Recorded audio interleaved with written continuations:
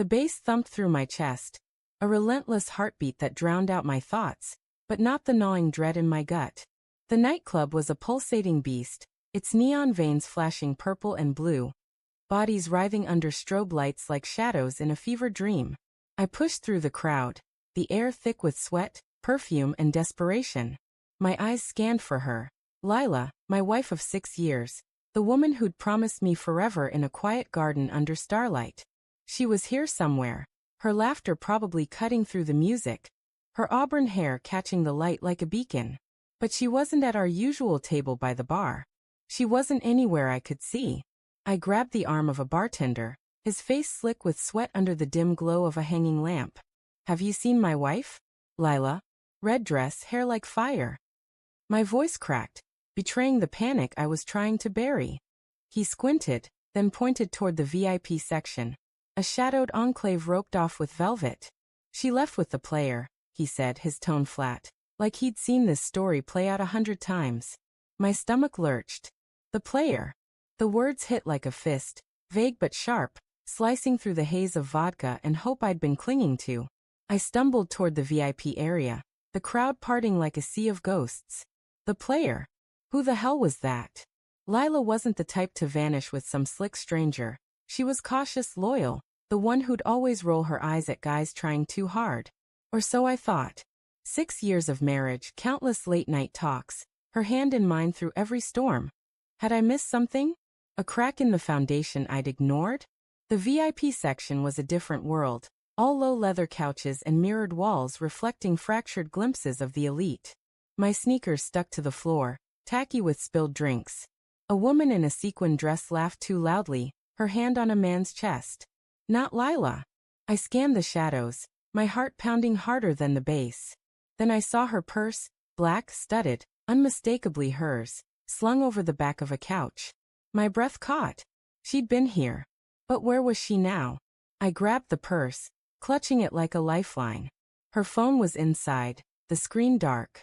No messages, no calls, just a lock screen photo of us at the beach last summer. Her smile wide and unguarded. My thumb traced the glass, a pang of longing cutting through the fog of suspicion.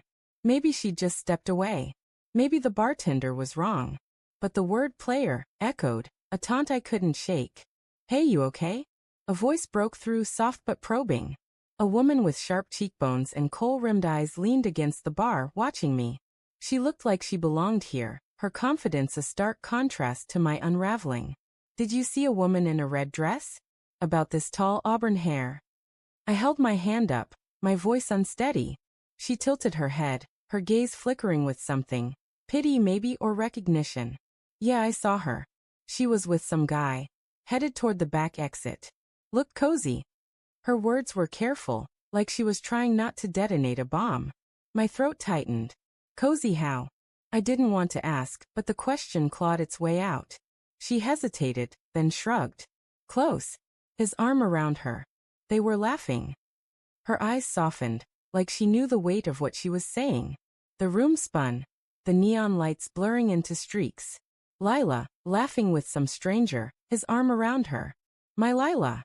I wanted to scream, to demand answers, but all I could do was stumble toward the back exit. Her purse still clutched in my hands. The hallway was narrow, lit by a single flickering bulb. The music faded to a dull throb, replaced by the sound of my own ragged breathing. I pushed open the heavy metal door to the alley, the cold night air hitting me like a slap. The street was empty except for a couple of overflowing dumpsters, and a stray cat darting into the shadows. No Lila. No player. Just the echo of my own heartbeat, and the sickening realization that something was wrong. Deeply, irrevocably wrong. I'd seen the signs, hadn't I? The late nights at work, her phone angled just out of view.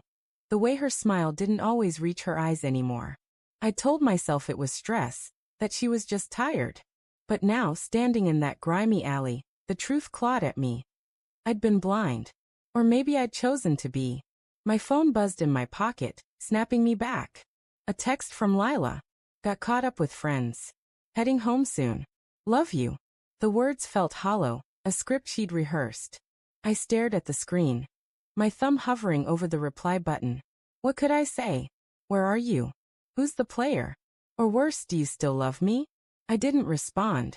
Instead, I walked back into the club, the music crashing over me like a wave. I needed answers, not texts. I needed to see her face, to know if the woman I loved was still mine, or if she'd slipped away into someone else's story. Back inside, I scanned the crowd again, my eyes catching on every flash of red, every glint of auburn hair. Nothing.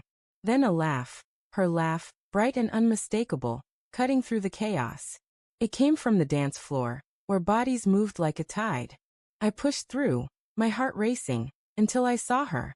Lila in her red dress, her hair glowing under the lights. She was dancing, her movements fluid, alive. And there he was. A man with sharp features, a tailored jacket, his hand resting lightly on her waist. He leaned in, whispering something, and she laughed again, her head tilting back in a way that used to be just for me. I froze, the world narrowing to that single moment. My wife, my Lila, with another man. The betrayal wasn't just in his touch. It was in her ease, her joy, the way she looked at him like he was the only one in the room. I wanted to scream, to tear them apart, but my feet were rooted to the floor, my voice trapped in my throat. Then she saw me. Her eyes widened, her smile faltering for a split second before she recovered, waving me over like nothing was wrong. "Hey babe," she called, her voice too bright, too forced. The man stepped back, his expression unreadable, but his eyes flicked to me, assessing. I walked toward them, each step heavy with the weight of what I knew. "Who's this?" I asked, my voice low, barely audible over the music. Lila's smile didn't waver, but her eyes betrayed her, guilt, fear, something I couldn't name. "This is Marcus," she said, gesturing to the man. "He's an old friend from college.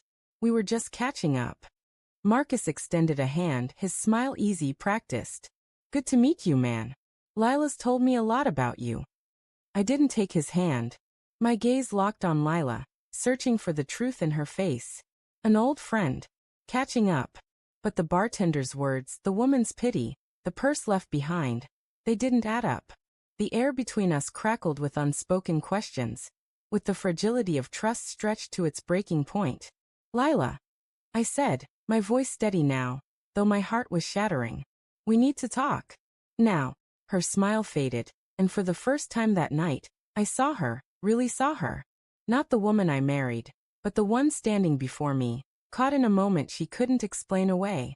The music pulsed on, but the world felt silent, waiting for the truth to unravel. And then in the flicker of her eyes I saw it. The confession she hadn't spoken, the betrayal she couldn't undo. The player wasn't just Marcus. The player was her.